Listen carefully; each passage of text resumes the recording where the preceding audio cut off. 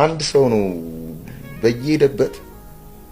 አመል አለበት እግዚአብሔር በቃ ስለ እግዚአብሔር መልካምነት የማውራት በቃ እግዚአብሔር እንደዚህ ፍቅር ነው መልካም ነው እያለ በቃ በጣም ያወራልና አንድ ጸጉር ቤት ጸጉሩ ሊስተካከል ገባና እንደለመደው ለጸጉር ቆራጩ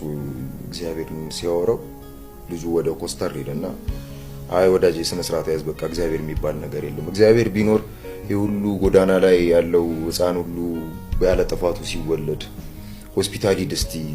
ማረኝ ፈውሰኝ አይደለም በቃ ገደለኝ ለረፍ የሚል ጸሎቶችን ለምን እነዛን ሰዎች ለምን አይፈውሳቸው ይሄ ሁሉ ምን ሰሞን ጦርነት ለምን አያስቆም ብሎ እግዚአብሔር የለም የሚልበትን ምክንያቶች ይደረደርለታል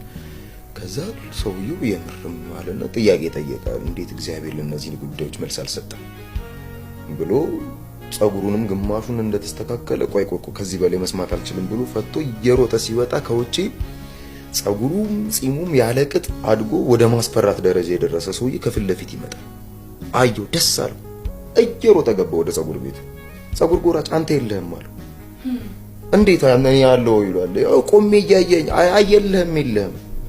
እንደ አንተ ብትኖር ኖሮ ይሄ ሰውዬ ጸጉሩ ጺሙ እንደዚህ ሲበላሽ አንተ የት ነበርካል እሱም ማን ጋር መጥቶ ስላልተስተካከለ ነው ሲሉ እነሱም እግዚአብሔር ጋር ጉዳያቸውን ስላላደረሱት እንጂ እሱ እጅ ላይ ደርሶ ያልተስተካከለ የተበላሸ ነገር የለም ብሎ መለሰለት ይባላልና እግዚአብሔር ጉዳዮቻችንን ስላልሰጠነው ስላላስጠጋን ወደሱ እንጂ ስለሌላ አይደለም ዝም ያለው